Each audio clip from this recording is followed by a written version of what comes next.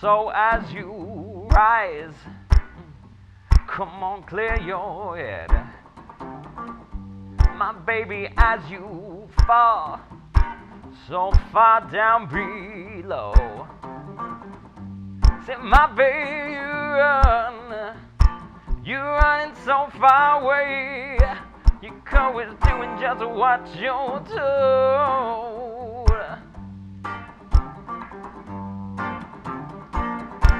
See, my baby, I feel just like I've been spinning round and round, yeah. See, my babe, I've seen this all before, yeah. So watch me break the city down.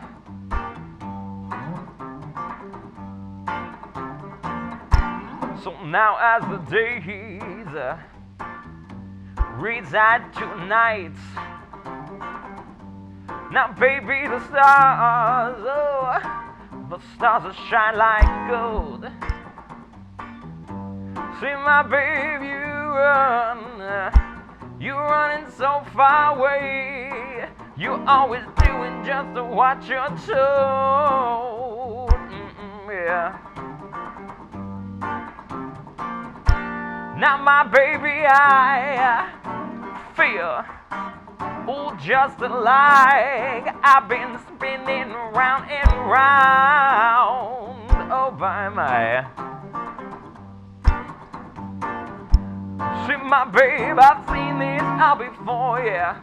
So watch me break that city down.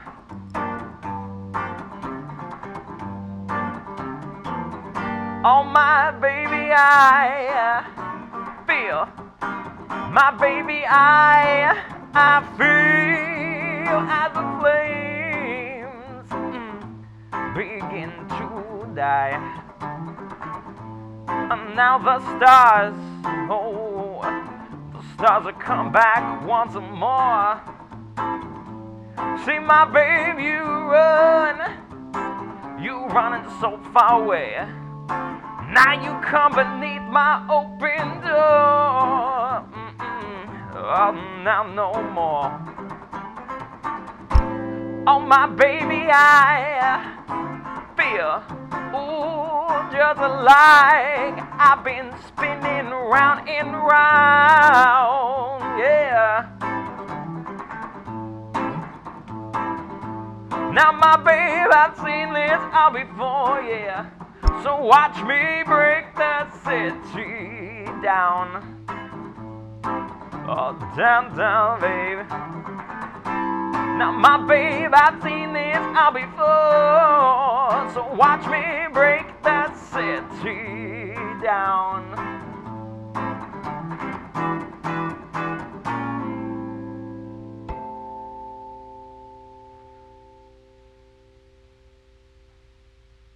Welcome to another edition of Guitar Tales. I'm Dave Cohen. I'm thrilled to be here. This is episode 6. I want to thank our great folks over here at Riverview Studios. This is an absolutely amazing studio here. If you have any filming needs at all, check out the studios. I say this every week, and I mean it every week. We sit on the banks of the Delaware River. This is a gorgeous, eclectic, beautiful studio. But what I didn't talk about last time is the top shelf equipment we have here. Everything's in HD. We have multiple live cameras going on. Fantastic and talented folks. Unlike previous shows, I actually got to work the jib today, which is a word I did not know other than sailing before today. And I got to hear Jim behind the microphone, really creatively working with Jamie and Monica. Absolutely fantastic creative work. If you have any filming needs, what we normally do here is show some of the interior shots of this absolutely beautiful studio. So thank you again, Riverview Studios, for helping us keep this show going. Again, episode 6, and we have 7, 8, and I think 9 lined up already. Special shout out to Scott Engel, Scott Guitarmacist Engel, who probably did the best promo in the history of promos for our fantastic guest I'll be talking about in a little bit. And special thanks to our friend of the show, Todd Yasui, who is scheduled to film with us in August. He's the producer of Red Table. We were talking about that before the show, Emmy Award-winning Red Table. He'll be on early August of this year.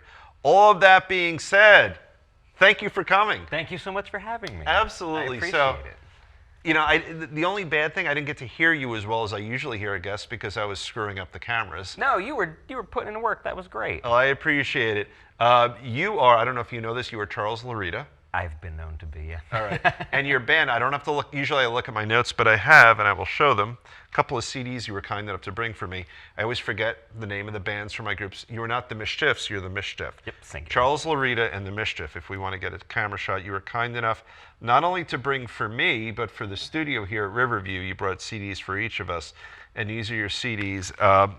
Perhaps even more meaningful is you brought a signed poster from one. I'm assuming this is from one of your videos. Yeah, that was just the album cover that we did. That's the full version of the album. So cover. Everybody signed it. Yep, got all the band, everybody to be on there. So. Yeah.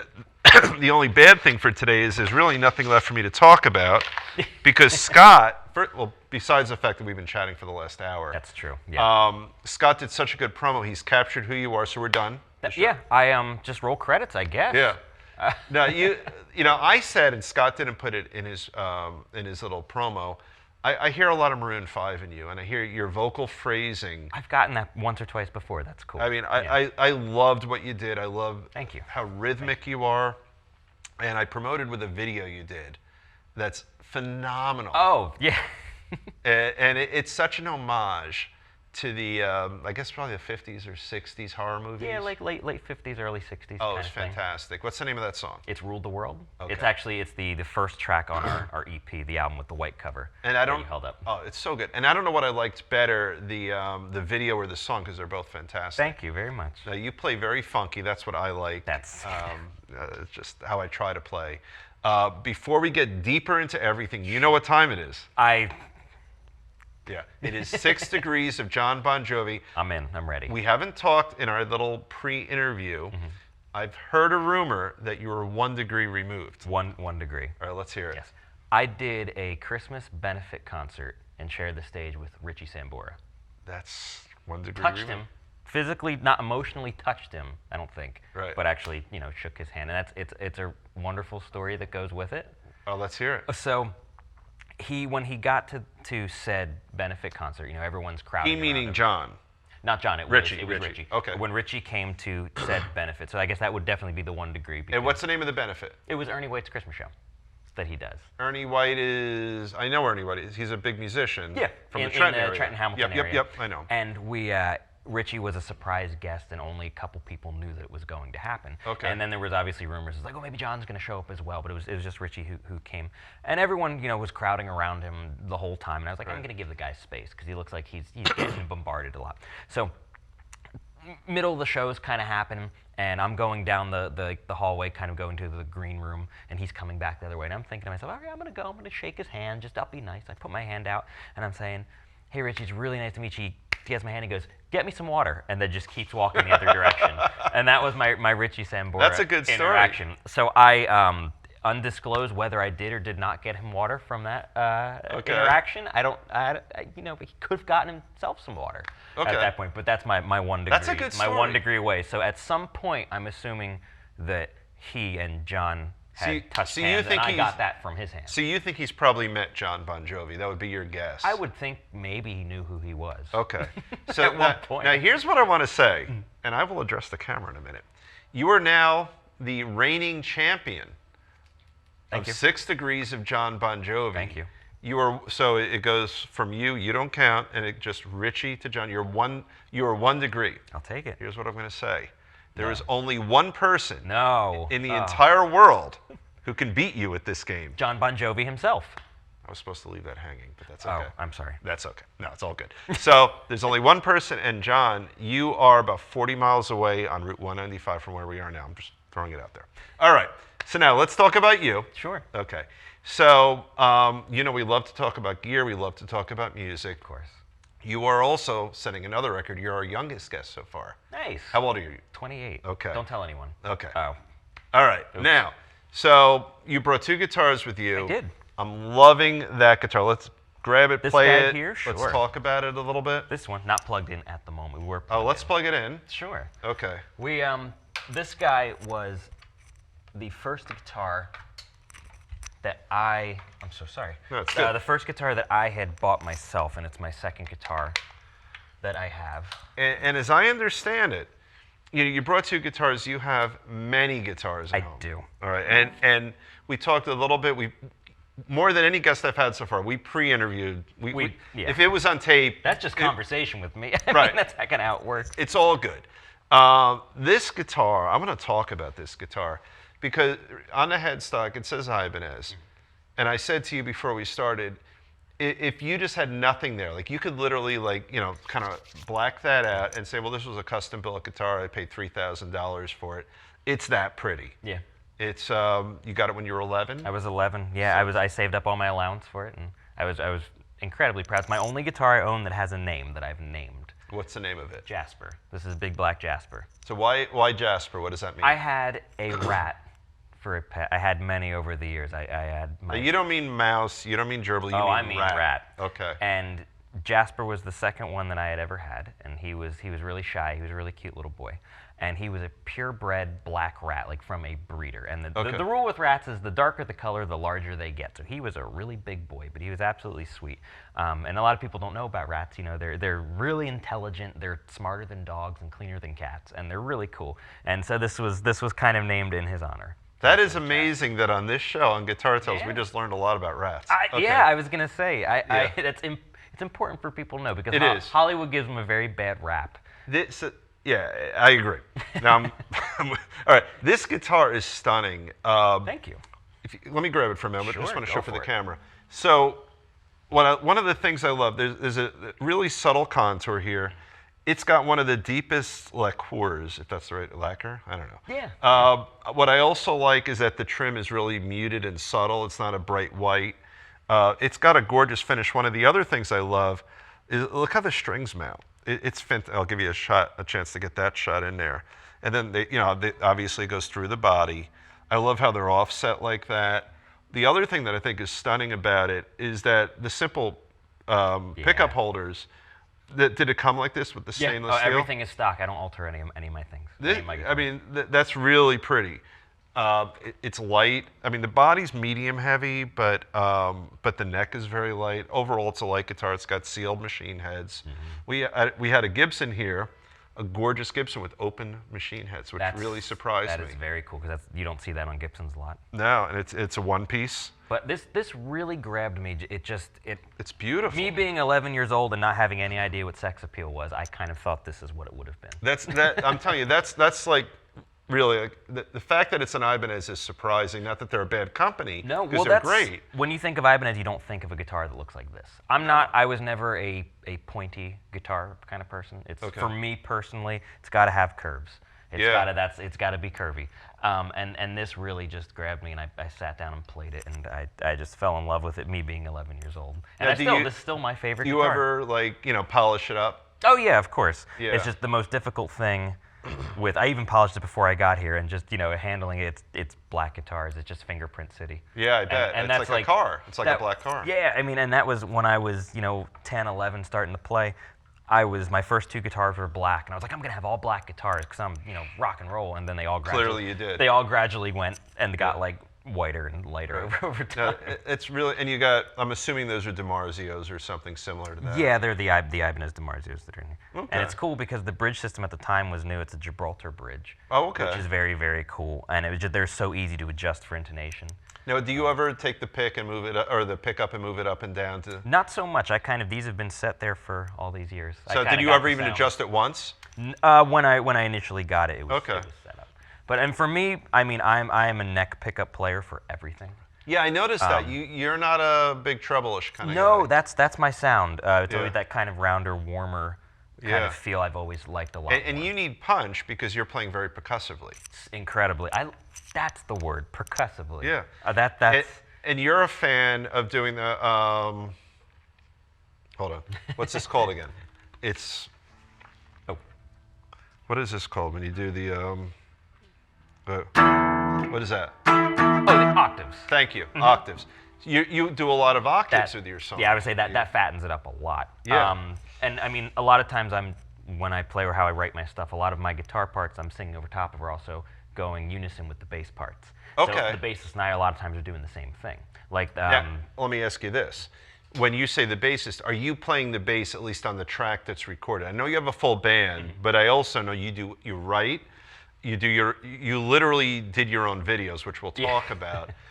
When you're recording it, are you doing the deal where you play everything, but then to play live you need the other musicians? There's really only been one track that I had done on our full-length album that I did bass for because our bassist at the time had left the group. Okay. Very ill-timed because we were still in the studio recording. I mean, I write everything, and my favorite thing to do is I go to our players and I'll be like, this is the part I have, play it like you. Okay. And that's my favorite thing to do, because then it's like, oh, they put a little bit of them into it, and, and it kind of makes it now their own style, even though there is a specific part that's going with the drums and the horns and myself and everything. And I mean, it also is kind of the reason too that I've only ever been the only guitarist in any group I've been in. So you never had, like, you haven't been leading as a rhythm behind you or anything? No, it's always been myself. I always go back and forth, just because percussion's always very important, and I like it really changed my outlook on it, is the kind of James Brown outlook, which is every instrument is a drum. Right. And I had never thought of it like that before. He was a taskmaster. Oh, Holy boy. shit. See, I don't run like that. I'm not. Yeah. I'm more so, instead of a boss, I'm a leader, where I'm out on the front with those guys like that. But I did like that outlook. I thought that was very, very important. And that kind of changed how I looked at a lot of things. Wow, it's a drum. It's percussion. It's all percussion. And you don't have volume wars with another guitar player. No, because guitar, that's the thing is, I play guitar and I think like a bassist. And that changes the complete outlook. Where music is always food. So a lot of times when it's a lot of guitarists and groups, it's a nice cake and you are the icing right on top. My group is a gumbo. Every ingredient has a purpose, and it's got to be there, and it's got to work together, or it's not going to taste that good. You know what's funny? I've used the cake analogy for years. Icing, gumbo, you got to get on that gumbo. Yeah, icing's delicious. It is great, but it doesn't nourish you. No. You know, and it might taste good, and we use the term all the time, but at the end of the day, icing doesn't fill your soul. No, and I mean, gumbo would. Oh well, gumbo, soul food. That's the best you can have. It's the best. Yeah. I mean, and that's. I have a daughter who's going to Tulane in a couple of months. Oh, so there you go. But that's, I love gumbo. So I never did have another guitarist just because of the percussion. I like doing it all myself, and I like that feel. But you have more responsibility. And that's fine. Okay. I never look at it as a job. So it's never a responsibility to me. Well, here's a question that I don't know the answer to. I'm thinking, Stevie Ray, would he play with other guitar players? It was usually just him, right? Sometimes his brother Jimmy. Well, yeah, I have one of their tracks. Was he? The TikTok song. Yeah, one exactly. Of the greatest songs. Yep. But in general, like his band, he would sort of move from rhythm to lead. Oh, he was and very fill percussive, really incredibly percussive player, which falls right in that same category. And he would just bounce back, and even just on the recording for studio, the same kind of thing. Yeah. So show us. Let's start with this. Show us with your left hand how you're going to mute the strings and create some percussion. So that's actually the funny thing too, is I do a lot of muting with my right hand. Okay, I have a very sloppy style down this end, and I got that from a lot of bass work, and I've applied it to this. So a lot of the muting I'm doing is my fingers flapping all over the neck. Okay. And it's funny because a lot of people watching, like, I can't tell what you're playing. Right, and I'm like, that's fine, don't steal my secrets. Right. But so a lot of times it'll be, and I will lay fingers across the whole neck. Okay. So you're getting a note out of there, but you're muting to create the percussion. Exactly. So there is a little bit of muting down here, and a lot of times it's more muting down this way than this hand because I'm doing a lot of subdivision down here. So what is subdivision? So subdivision would be breaking the beat down. Let me show us. I don't know what that means. So a great example would be when you count a song and it's 1, 2, 3, 4, and I always count it with a swing. So the swing would be. You just did that. I did. You always have to swing it. Right. Essentially what that would be is your upbeat comes in just a little bit late. So instead of it being 1 and 2 and 3 and 4, now it's 1 and 2 and 3 and 4. And you're accenting. You're exactly. It's a little bit of an accent. So if I was to keep it straight though, you'd have it a quarter note, which would be your 1, 2, 3, 4. Then you subdivide it to an eighth. Now it's 1 and 2 and 3 and 4. I'm going to cut you off. You know what's so cool? We're getting really percussive now. It's great. But you know what's interesting? Last time we had Steve Bello on, your teacher's coming out right now. It is a little bit. No, in a good way. Did you practice? What? Sorry, the teacher just came out. Oh, that was great. Yeah, I'm just kidding. No, I know. But what I watched just now is I could picture you teaching your students in the exact same fashion that you just did. But we were having fun with it, though, right? Yeah. Oh, yeah. That's the most important part. Well, you can't teach if you're not having fun. That's exactly No, I true. meant that as a compliment. Is that I'm listening to you, and I'm thinking that must be how your students hear it when you're teaching them the more advanced levels of percussion. Which is kind of funny, too. in that regard, because I don't really play too much in front of my students. It's whenever we're in the room and I have a guitar student or what have you, it's always I have a bass with me. And my whole kind of outlook on it was music is always a language. Right. And when you're learning to speak when you're young, your parents are never like, oh, here's a list of words, go in your room for 30 minutes and practice. You learn from being with them, and they were doing it, so you started to do it. When you're teaching someone guitar, you've got a bass. I play, so I'm now accompanying them. Because That's my great. problem I had with a lot of other teachers who I worked with and things, it was their student played guitar and they'd be strumming, and then the teacher would just be like shredding on top of them. Yeah. And I never That's wanted to do that. intimidating. I wanted to accompany, and I think it's like you have the spotlight. Like, this is cool. That's you know? really clever. And I like that because now it's a different ingredient in that gumbo. Right. But we're going to the same thing. So you're still gumboing it with we're your still students. we're still cooking. We're still cooking. I'm just playing something different. And it's funny because it was, I think last week one of my students said, I've never really seen you play. And I didn't mind that because I never want to be the person to show off. But the nice thing about it is when they're asking you, Mm-hmm. then it could serve as an inspiration. Which is even cooler. You know, like my son's a big sports kid, and every so often you might get one of the coaches who could say, check this out. Yeah, And then yeah. the children will get inspired by that. And if they're inviting you, they're opening it up. to Because you. I think my whole attitude has just really changed a lot from being younger till, Dude, I use maturing loosely. Dude, but you're young. Stop. But All right, from when I yeah, started until yeah, now, yeah. and I was very competitive, and I used to do Okay. a lot of contests when I was younger, and a lot Did of you really? Oh yeah, and then I kind of realized I was like, that's not the point of this. For me, that was Right, I no, was it's- like, yeah. it's the language is to communicate, not show off how big your vocabulary is, and I think that speaks a lot. No pun intended. That's a great metaphor. Yeah, it's always language. Everyone always says, laughter is the universal language, but I know there's some places in the world they don't really like laughter too much, but music usually can always transcend. But you're bringing me back to Scott when he was talking about either you're shredding or you're entertaining people and making them feel good. Yeah. And that's the same message you're giving. That's what it always is. Because what you're really saying is you're making it about the people who are going to appreciate either the art you're creating or the performance you're performing, and it's not about bringing all the attention on you. No, and that's what it always. It's always that kind And of. it's nice to hear that evolution in someone who's sub 30. Yeah, that just had always been a philosophy for me, for especially like just maturing musically and just having a better understanding of it. And it was like, oh, maybe I don't need to be competitive. It doesn't need to be a show-off thing, and it can be I'm competitive with myself. I have a very perfectionist nature, Right. which is either my best friend or my worst enemy, depending on what day it is. Right. And but that changes from day to day as well. So, all right, so you're 28. We don't have a lot of history to cover. I'm That's making okay. fun of you because you're young. But, all right, so you start playing guitar at 11. Yeah, 10 or All right. 11. Yeah. Okay, 10 or 11. I was 12. All right. I played violin preceding that for a few Really? years. Yeah. All right, so you must have a musical family. No, not at all. Really? But it's funny because another person asked me recently, said, who were one of your biggest musical influences? And I realized one of them was my father. Okay. Which is cool. And he doesn't really play anything. But he enjoys music. He did a side gig as a disc jockey for years, for weddings, parties, kind of thing like that. And he would always make me mixtapes of just whatever. And that was great at a young age because it taught me to throw genre out the window and not worry about it. Because I come into that with a lot of students and a lot of people I know. They have such a tunnel vision where it's like it only can be one genre and that's it, and everything else is terrible. or I everything have else sucks. suffered from that. Yeah, I mean we all Yeah, have, and yeah. I'm grateful that I was, really taught at a young age where it's like, is this a good song? That's all that matters. It's subjective music, where it's yeah. where it's good or bad music. Those are your genres. I mean that's subjective as well, but Yeah. it's that idea where it's I was in third grade when I learned to play violin. Really? And the reason I wanted to play violin was because of the Spice Girls. That was the group that got me into music, where I was like, oh my God, I want to do this. And I still, to this day, love them. And to this day, I still get guff for that. People still are like, this isn't a guitar. No one's holding a guitar here. And it's always, I've gotten that for so many years. But it's music. Exactly. It's music, it feels, it moves, it has a pulse. Right, And right. it makes me happy. So I, at that point, don't think it's bad. Well, Scott nailed you. Like Yeah. Yeah, when he he did the did. promo, he was talking about all of your different influences. He's talking about the jazz influence. You I don't know if he said it. You've got funk in you. Like yeah, you've got that's a big piece of it. Yeah.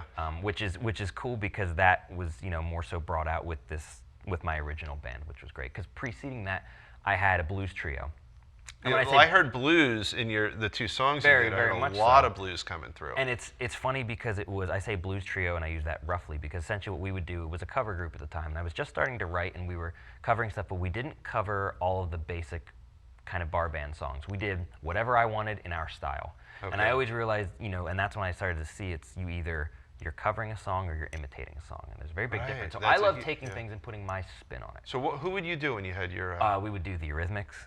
We would do Madonna. We would do Johnny Cash. Now you're calling that a blues band? Yeah, and we would do it in my style. And we would do it. It was very bluesy. Let's hear it. Let's hear it. So what we would do instead? I like that you had an extra pick there because you dropped the other. Yeah, I did. That was smooth. It was smooth, and you play it off. Yeah. So what I would always do, especially as bluesy as it was, so I always loved when I was younger. Johnny Cash was really big for me. He was cool. The dude was kind of a badass. The Man in Black. Yeah, of course. Yeah. And his style was always that kind of, Which is probably hard. It has its moments to do the bass part and then the shuffle thing. But instead of doing it like that, we would always do like a...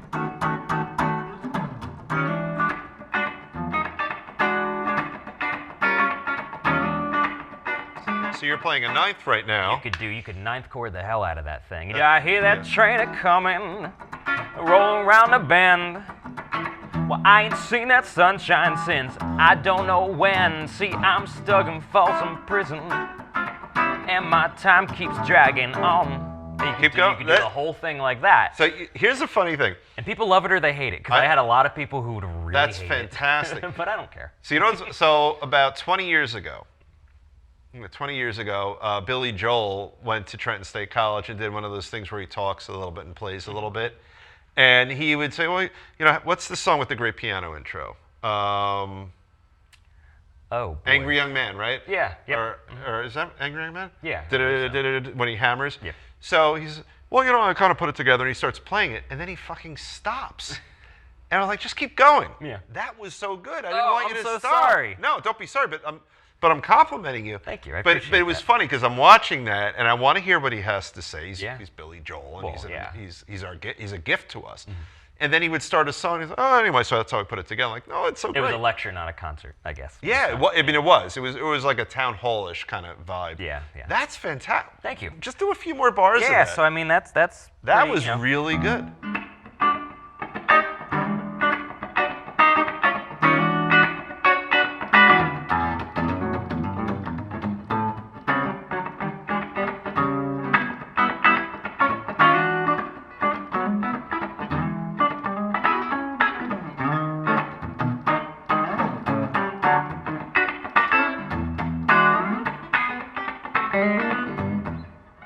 That's fantastic. Thank you. And you know what I like about that? I posted something on our Guitar Tales page the other day. Pete Townsend did this fantastic version of Magic Bus. Cool. And I love the way he introduces it because he just went on there and he's so sarcastic all the time. He says, I've got a guitar and it's a 54 Fender Telecaster from a company, and he does this whole thing, and this is how it's supposed to sound.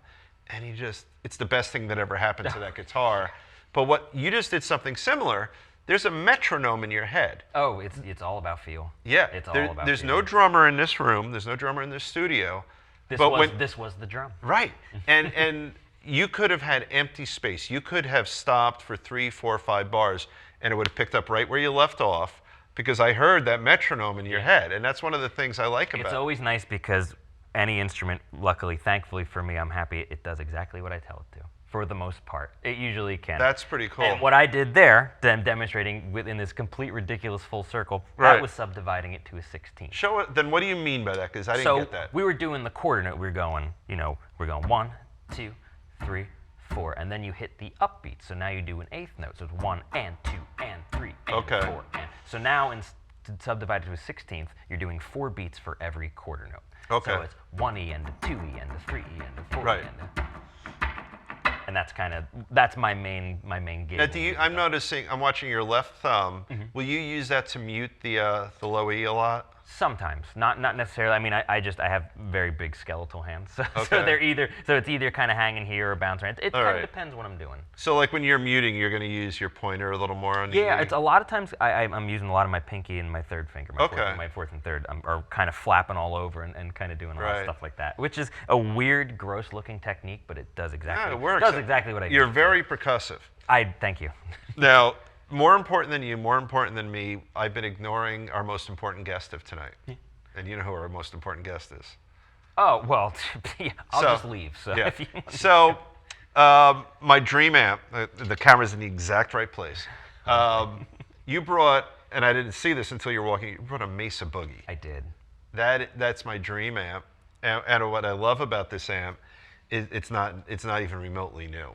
I've checked out the back. The wiring looks old. I believe it's 80s. Yeah, I believe this 22 is from the 80s. And I'm really upset you don't know the history of Mesa Boogie. I don't. You're going to have to teach me. We're going to tell it again. So, and I know it's very Wikipedia-able, so I'll get it a little bit wrong. But there was a gentleman, I think, on the West Coast who was fixing amps for people just as sort of a side gig. And as a joke for a friend, took an old Fender Champ amp and put the guts of something like a Marshall inside and put a better speaker in. Yeah. So when his friend goes to pick up his little 15-watt Champ amp, which is a wonderful amp to begin with. That's a great amp, yeah. Got this insanely powerful, wonderful amp, and then people said, "Oh, can you do that for me? Can you do that for me?" And I'm bastardizing the story. No, that's. But cool. So Mesa Boogie is that. So this amp, I took a look at the back. I don't feel like doing it for the camera. No, I will. Fine. You know you want to. I do. So take your skull. I'll hold right these here. guys. Thank you, So guys. here's what's really cool. This thing is, by the way, about I won't do that. It's about 1,000 pounds. And the magnet, that's the first thing I looked for. Absolutely enormous. It's got an Electro Voice speaker in there. That's got to be a 10-pound magnet on that. That's ridiculous. Yeah, And they don't build magnets like that anymore. If you get it, that's your reverb. Yeah, You've got a coil reverb works going on in well. there. Yeah, you've got a coil reverb, and these days they do the stupid, fake ones with the sampling and all that. And we'll talk about that, but that's a serious amp. It should be about 15, 20 pounds. It's probably about 40 or 50. It's a big one. It's a little difficult for one person to carry, or at least for me to carry. And it even has, for that reason, it's got these side handles. Those were custom. We put those guys did you? on. Okay. Yes, we did. But that's a serious amp. It's got an Electro Voice speaker inside. I once had one of those. They're fabulous. But that's a serious amp. It's a tube amp. That's one of my main gigging amps. I would imagine. imagine. All you need, and we mic it, and it's so warm. It's fabulous. No, and it gives the Fender Twin a run for its money. It definitely does. And then some. It definitely does. But like that amp right there, if you were to buy a used one, you'd probably spend about $2,000 for I believe easy. I believe it. But that's just a legendary amp, and to get one from the 80s, that's. Yeah. I think they started late 70s, I think. Yeah, I believe so. So that's really in the heyday, but just the build quality, it's a simple amp and it's known for its warmth. But really what the concept was is they're taking, I think, and everyone's going to write it and say, Dave, you got it wrong, but I'm close, I think.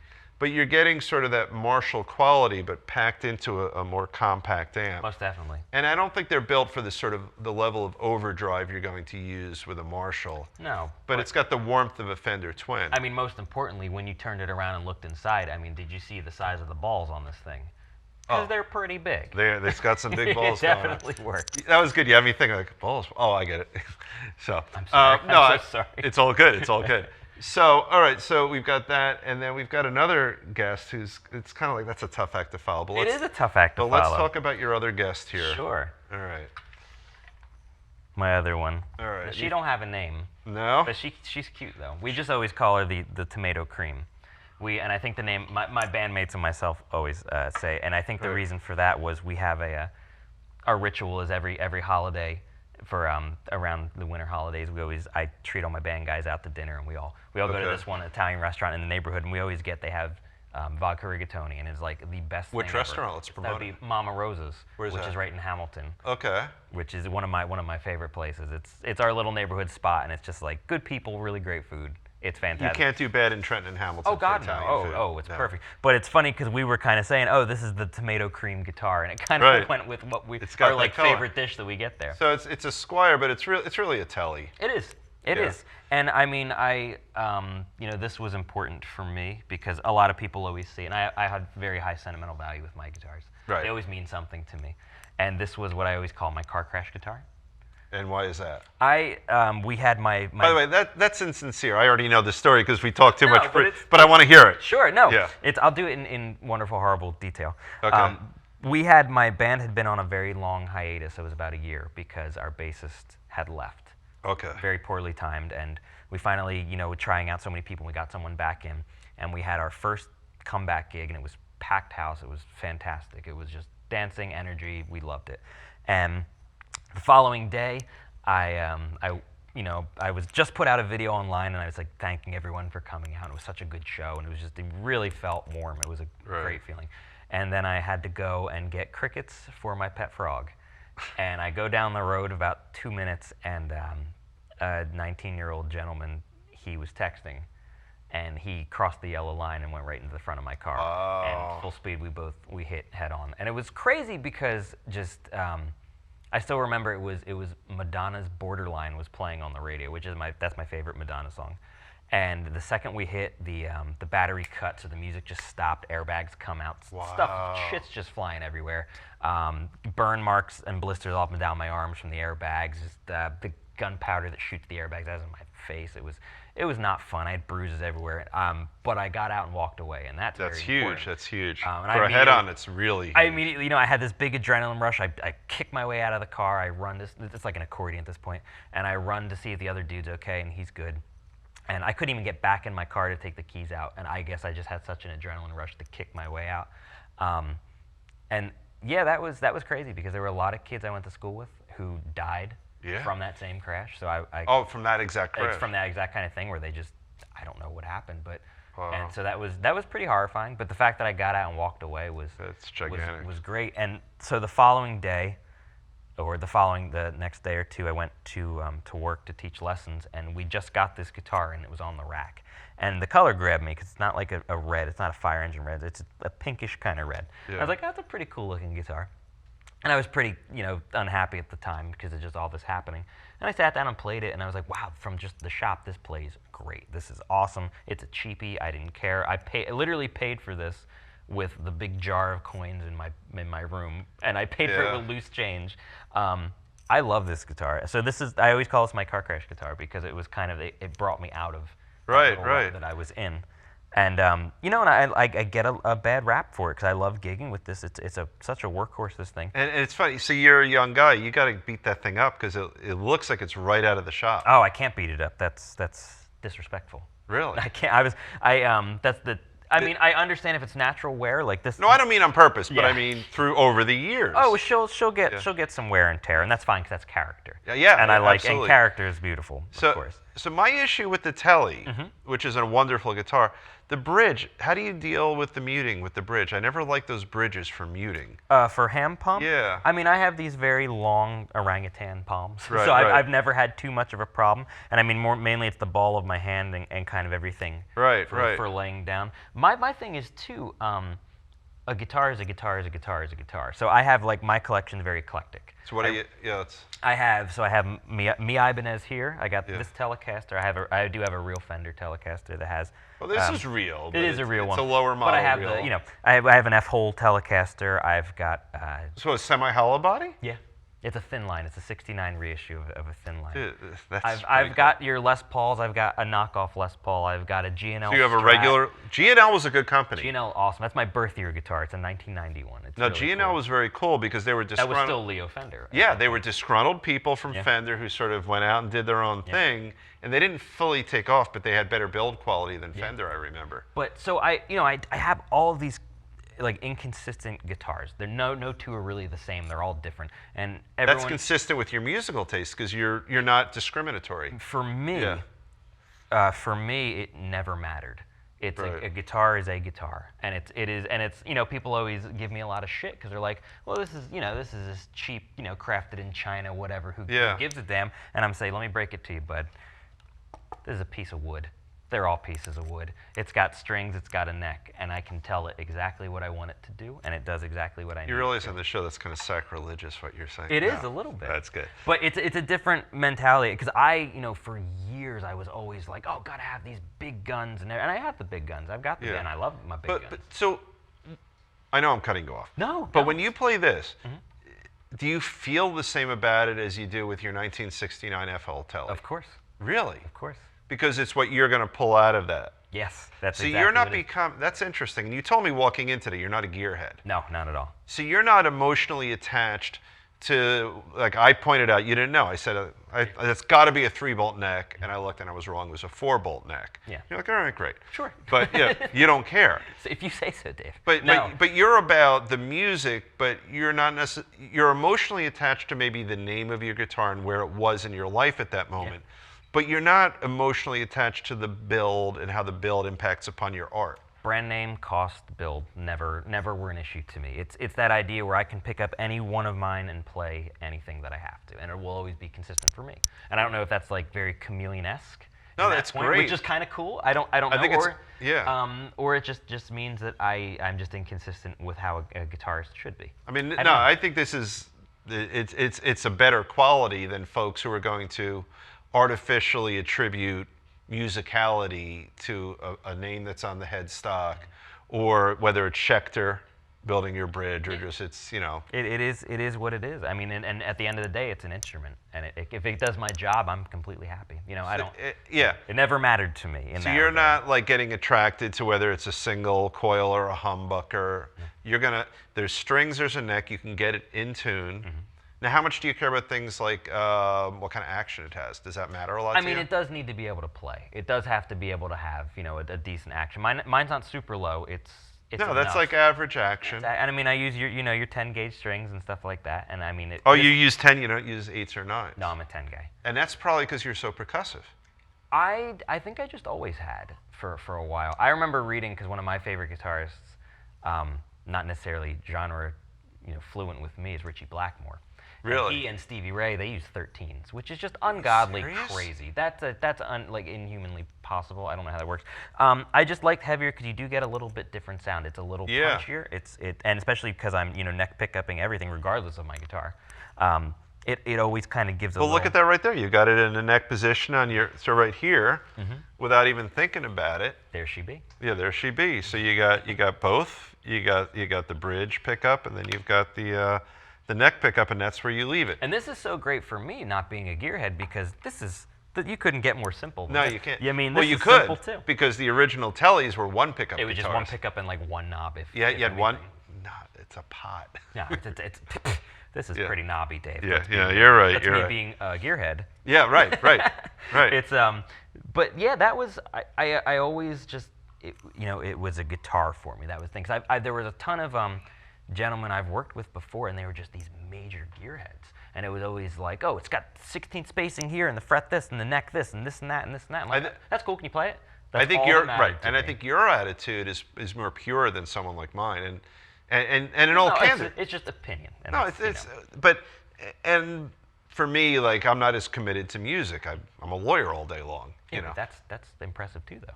But, thank you, but you're. Don't sell yourself short. Thank you. But your devotion is to what you're creating and what you're performing, and I think that's great. And you're not getting hung up on or over interested in it. It's in the physicality of the guitar. The guitar is simply the medium through which you create and perform your art. It could be a microphone, essentially. It's just me getting it out there. I mean, I had known players who had like 15 Les Pauls, and that's awesome. I mean, it's cool walking through and seeing this beautiful museum, but that always kind of bored me. Because I always thought, wow, there's so much more out there. Well, talk to us. We talked before about some of the older people you might teach who have the fancy rigs. Yeah. I mean, there's nothing wrong with that. It's so totally cool, and I love that kind of thing, but they would always, kind of come to me and be like, why are you playing this, the $135, stock. Is that all that was? Yeah, so it was $180. And then with my discount at the shop, it went to $135, and I brought that.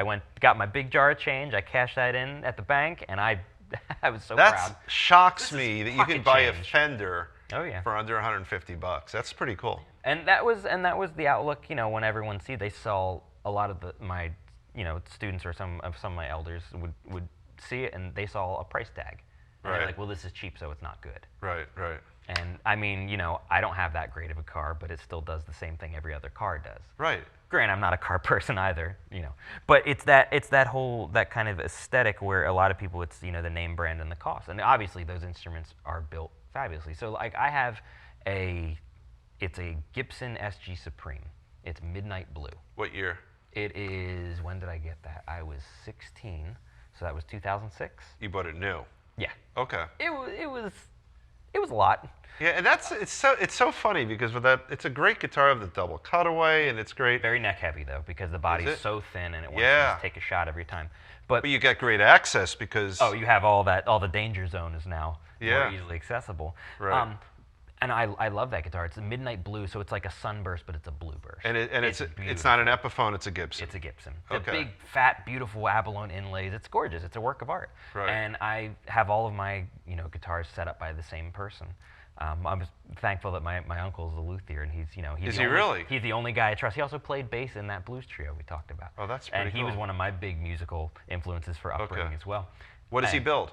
He's built tons like guitars and basses and things, but mainly he does a lot of setups and electronic work, and he's fabulous. He's the best. He has just like the Midas touch, and I only trust him with my stuff. That's the only person I touch. So he's gonna take. Well, the nut doesn't really need much on this guitar, but some guitars you're gonna have an adjustment there. The bridge, the fret levels, all sorts of stuff like that. this. He's gonna flip it over the truss rod. Very, very meticulous stuff. And I've had that SG, the big gun, set up by him. Is that your fanciest guitar?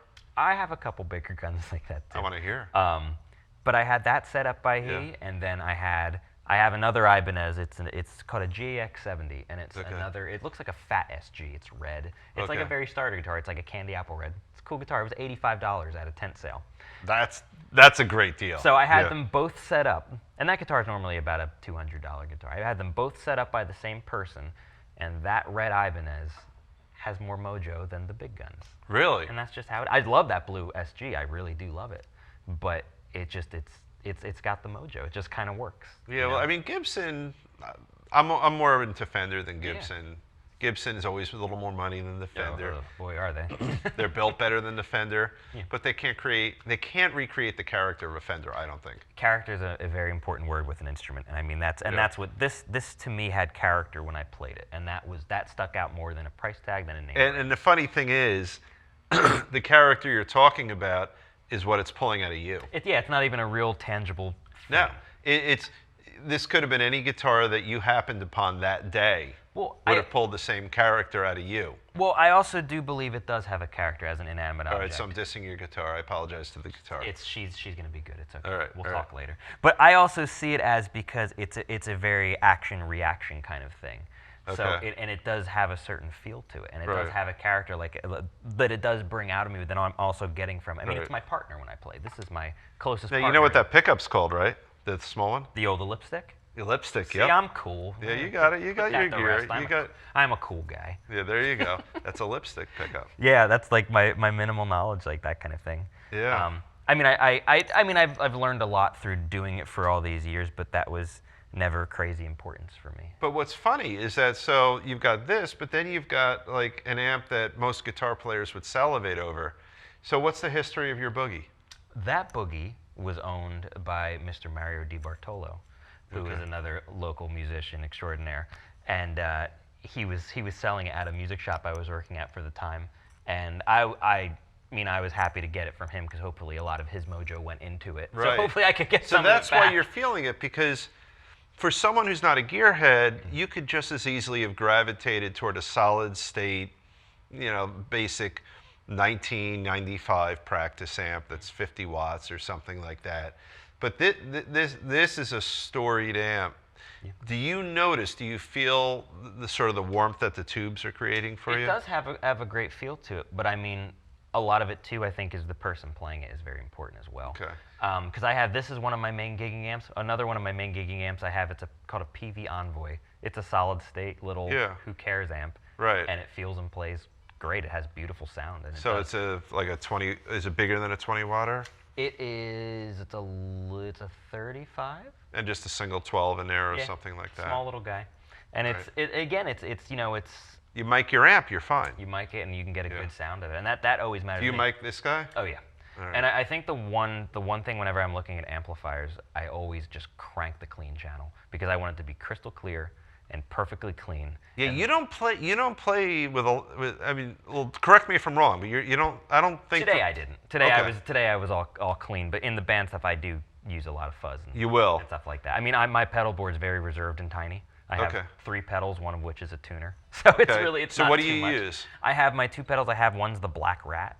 Okay, I never heard. Oh, right. And it's a reissue of a pedal from the 70s. So And it's it a was- pedal. It's. It's a stomp box, I guess. you Oh, call it. okay, okay. That was me stomping it. So it's not a wah-wah. It's. No, it's an actual stomp box. And the other one I have is the Full Tone, which is a very, very popular one. It's just, that has 2 different kinds of drives that you can use.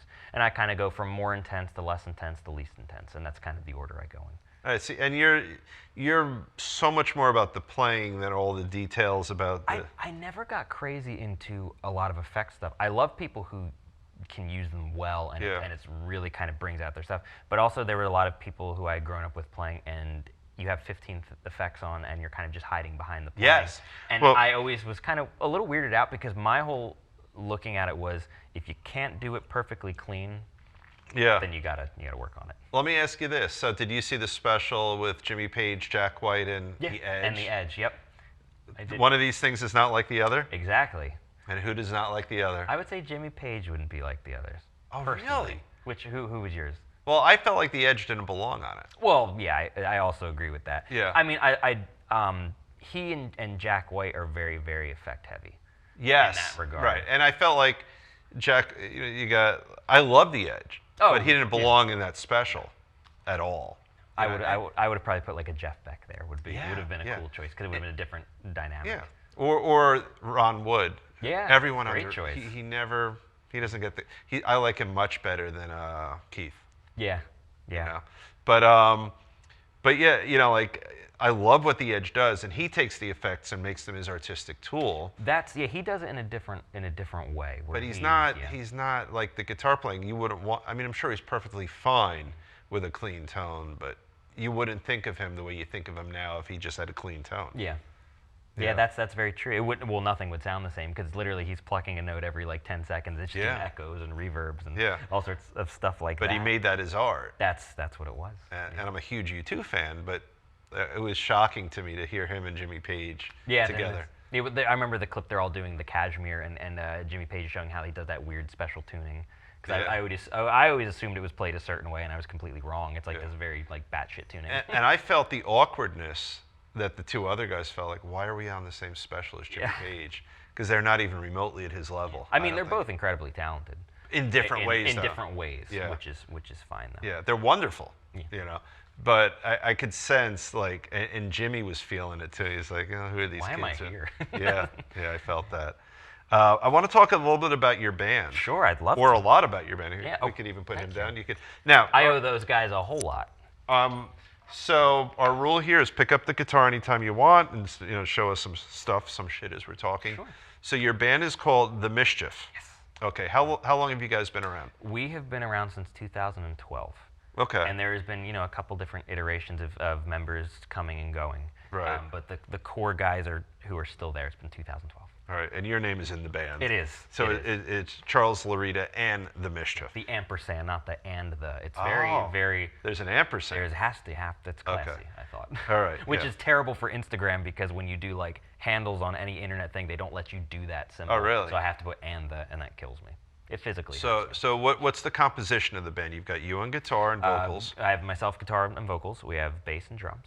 Okay. And then the horn section is comprised of trumpet, tenor sax, and bari sax. I- Which I- is great because for writing standpoint, because I'm very big into theory and everything like that, having instruments in different keys is very great. So we're like guitars are in the key of C, naturally. And where you have it, trumpet and tenor sax are in the key of B flat. And then you have bari sax, which is the key of E flat. So it kind of changes where everything's put on the staff when you're writing things. I loved. What's the video I like with the rat? Rule the world. Show us that a little, if you Sure. don't mind. That's a kind of. That's a great song and a great video. Thank you. And the whole video was kind of an homage to Ray Harryhausen, who's one of my heroes. He was an old film guy. He did a lot of stop motion in films. He did Jason the Argonauts and the Seven Voyages of Sinbad. The Clash of the Titans was he.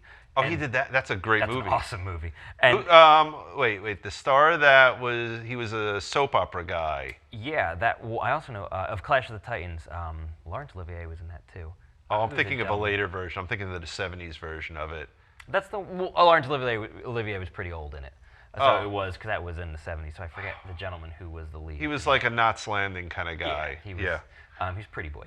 Yeah. But he had Harryhausen had a film called The Beast from 20,000 Fathoms. Okay. It precedes Godzilla by a couple years, and it actually inspired Godzilla. And I love that film because it's giant lizard going through the town. And I always loved that. Yeah. And that's why I was like, I want to do that myself. And your video's fabulous because Thank you.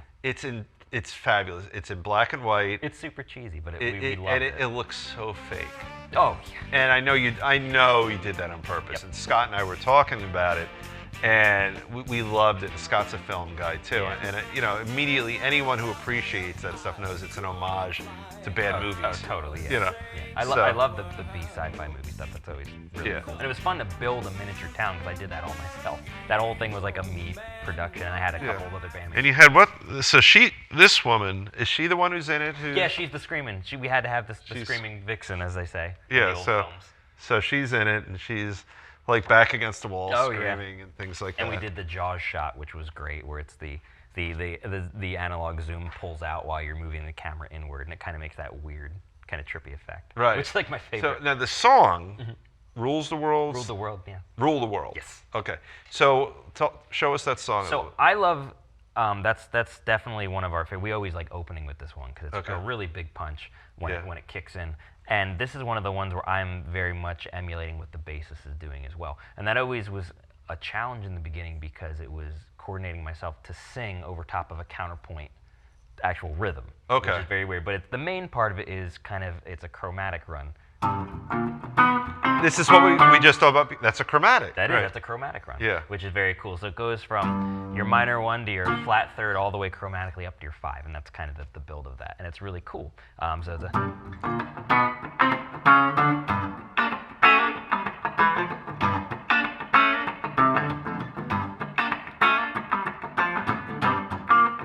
Give us a little bit of the lyrics. Oh, so if I could fly, I would save the world, yeah. And evil men would have to go through me. Well, baby, I could try my best to get that girl. But if I save the world, well, then she'd come to me.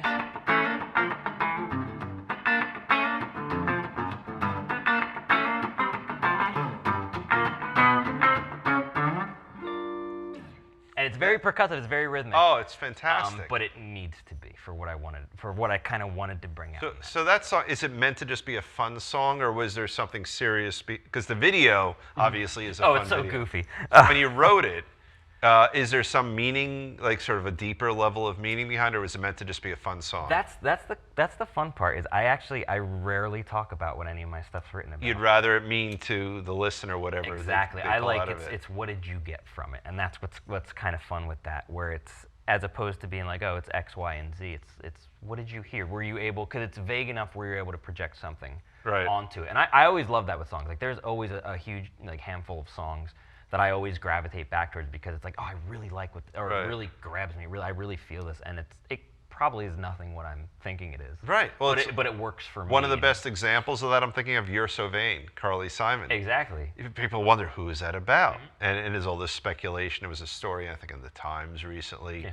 And she's sort of coy about it. Yeah. There'll be like a breaking story that apparently I forgot, but it's about somebody. Yeah. So your point is that you'll write something that's authentic to you, that's meaningful, or even not meaningful to you. A lot of my stuff usually does have decent meaning. But you could write something that portrayed, doesn't. It's portrayed in a different way. Right. So. But you could write something that doesn't have meaning to you and let the listener maybe cull some meaning out of it. Yeah, which is fun. So it's cool because the idea a lot of people kind of get from that one, and I mean what it more so is in a straightforward sense, and how the verses are written. It's the first kind of lyric is, if I could fly, I would save the world.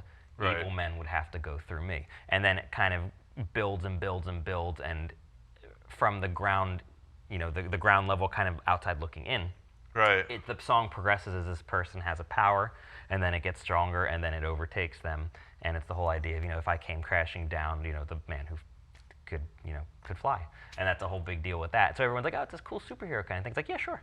And I just kind of leave it at that. And it's like, yeah, good. I think that's a great attitude. Because it's very androgynous. Because if somebody is grabbing a meaning out of it, and then they meet you or hear you're in the show and you talk about it, help them in some way, or it really pulled them, then I did my job. Right. And I was going to say the opposite is that if you did something different than what you do, and you say, oh, this is about, when I had a vacation at the Jersey Shore 8 years ago, suddenly what they pulled out of the song is killed. Yeah, exactly. And if you remain it's whatever you want it to be, whatever you can pull out of it for yourself. I always loved that. I thought that's very cool. That was fun in a way, just because it's like, yeah, you got this from that. That's great.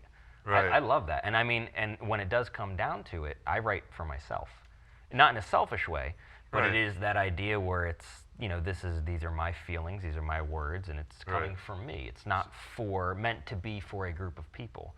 It's if you like it, then that's fantastic. But that's the only way you could really keep it authentic. Yeah. The minute you're writing for an intended audience, it loses its authenticity. And you pigeonhole yourself, as they say in the pigeon world. Right. But it's that whole idea where it's just, I want to be happy with it. And I mean, I have tons and tons of songs. I mean, I was in a rut for about 2 years where I didn't write. I have the one notebook I've been using since high school. Really? I hadn't written for about 2 years, and I was just in such a rut because it's not something you just sit down and just do it. It just has to kind of come to you. And inspiration comes in all sorts of weird shapes and forms. It does. And it finally hit, and I got back. Did you listen to the Dim interview? Yeah. He talked about the antenna. Yeah. He just sort of keeps his antenna up, and then whatever comes in, that's what he... So you went 2 full years without writing? Years. Yeah, and I mean, that falls in line with a very compulsive nature that I have, and a very perfectionist kind of view. So you felt like if it wasn't good enough, you won't... Yeah, I have so many songs I'm working on, and if they're not perfect, no one will ever hear them. Really? Which is fine, and because my whole outlook, it was, you never half-ass it. Because you know what happens when you half-ass it? One butt cheek. That doesn't do anything. That's very clever. Thank you. But you're not writing 1-4-5 songs. Like, Not I noticed that, necessarily. I sort of sampled you, whatever I can get on YouTube and stuff, and you're not writing musically simple things. No, that's not the, but I do like musically simple things. I mean, you're not against it. I'm not. Not at all, because less is always more in that regard. So, all right. But you forced an anecdote out of me. I'm so sorry. So it's okay. So I'm in my frat house, 1985 or 6. Nice. And Phil, our spoiled young guitar player, was playing some absurdly fast, annoying lead in the basement.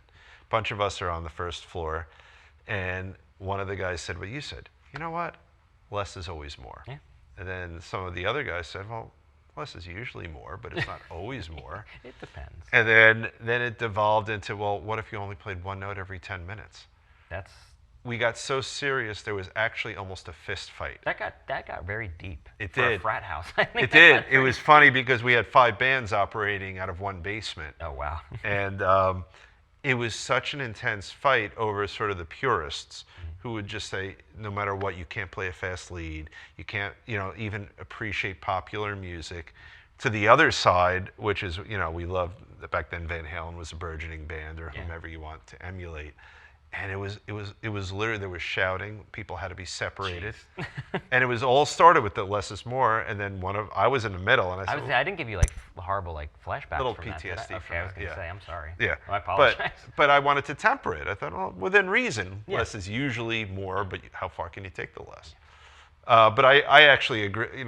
In terms, if this is the sliding scale, I'm more with you over here. That less usually is more. Louie, look at Louie. That's a 3-chord wonder. It's funny I say that, and then I showed you what I just played, and it's kind of that completely defeats the purpose. But what you just played is like, I loved it. I could listen to you play that all night long. It is essentially over one chord for a lot of it, though. It's just So I'm doing a lot of you're fun playing stuff. around a chord. Yes. And then I think, and again, like I started Dissed You too, but so many of their songs are 2 chords. Yeah, it's just really, really simple stuff. You know, and I always thought the genius of them was really in Bono, the egomaniac, but he's wonderful, right? Because he could build these melodies around 2 chords that the Edge is creating sort of these beautiful He has things the with. orchestral feel in the background with the big echoing guitars and everything like that. And then Bono just builds these melodies around them, and they're stunning. You know, it's just A to D. What song is it? It's every song they have, I guess. Yeah, it's pretty much that's the whole. But first couple even I albums. Will Follow is 3 chords. Yeah. You know, so but your stuff is much more sophisticated than It that. depends, yeah. You know, and it's funny because I wouldn't say sophisticated because then I feel bad for that. It's more so it's just a different flavor. let's find the word, or a different flavor. That works. All right. Always food. When in doubt, we always go to food. Or at least I do. No, it always works. It always works. So I will shock you right now. We just hit an hour. Did we really? Every guest says the same thing. Wow. And that's a good thing. Cool. This has been fantastic. No, I really had a lot of fun today. Share with us, how do people find, this is so, I'm like a 55-year-old guy asking a 28-year-old. No, like, it's just fine. fucking Google us, you'll find us. Yeah, I was gonna. That's just, All right, so fucking Google. Yeah, so Charles Laurita Yes. and the Mischief. So they can find you on... We have charleslaurita.com. That's Okay. like the main hub for Right. everything, and that will take you everywhere. Right. I mean, we're Instagram, Facebook, all that good stuff. And yeah, you can find all of our music. We're on pretty much all the streaming platforms. Right. Of whether it be Spotify, Apple Music, iTunes. Laurita. All right. Charles Laurita, not Charlie, Charles. Oh God, no. Name me one famous musician who goes by Charles as a first name. I thought of that driving in. I didn't. That's a good question. I don't think there are. I think it's pretty cool. I guess so. Everyone goes by Charlie. I was never crazy with any of like the Charlie the Watts. different Charlie Watts. I was never crazy with any of the nicknames because Charlie's my father. Right. And then when I hear like Chucky and Chaz, those are kind of geeky. And Yeah. Chuck was probably like the big jock in high school that Or made fun Chuck of me. Berry, Yeah, right. well Chuck Berry's cool. But it was. I thought it was really cool that you go by Charles, other than Ray, who has it as his last name. Yeah. I thought that was pretty cool. Yeah, it was just it felt fine. So- I mean, I was born with it. There you go. Your Essentially. parents did good with it. They did pretty well. All right. So it's charleslaurita.com. Correct. Yes. Look for you on what's that thing called? Instagram. You Instagram. must All have the cool Instagram. kids are using it. Yeah, I'm kind of old. Yeah. I have one, but Scott runs it for me. I don't know how to do it. If I didn't have a band and have to stay relevant with music, I would probably not be on social Right. media. Honestly, People could find you all over But the they place. can. But I am on social media. You can find Right. me everywhere. And then let me do this. Look, I'm learning how to do promos. Oh, I love it. So, Thank all right. So you've got, these are your 2 CDs. Mm-hmm. People still make CDs, apparently. We do. I love them. It's funny you say CDs because I always say just say record or album. That's Oh, even better. That's old school in that No, regard. But I just hooked up my Denon. I told you before the show I have a Denon turntable. well, don't put those on there. No, that would probably scratch it up a bit.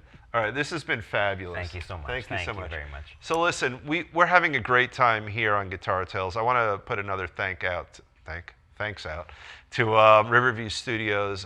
We really appreciate your support. Another thing I want to talk about, if you enjoy the show, if you enjoy our guests, we're having a heck of a time getting people to hit one little button on YouTube called subscribe. I don't even hit that button, but I'm asking you to do it. I did. You did, thank you. But that will help us. It'll help get the show out there. It'll help, more importantly, let you know when we put out new shows. There's a whole process. There's a lot of people who put a lot of work into these shows, including uploading it onto YouTube. So if you subscribe to it the second the show goes live, instead of waiting for your Facebook feed or something like that, you'll get that from us. I want to put another thank out to Scott, Guitarmacist, Engel, Publicist Extraordinaire. He's been fabulous. He promoted your show beautifully. We have great shows coming up. Matt O'Ree, we're working on scheduling him. We have Todd Yasui coming up. We have Randy, who runs an amazing music shop, who's a great music promoter, coming up, and many more shows coming. You could find us on guitartales.com. You could find us, yes, on Instagram. You could find us on YouTube. You can find us on Vimeo. And on Facebook, we have a Guitar Tales page. So thank you, everyone, for tuning in. We will see you again next time. My name is Dave Cohen. Have a great night.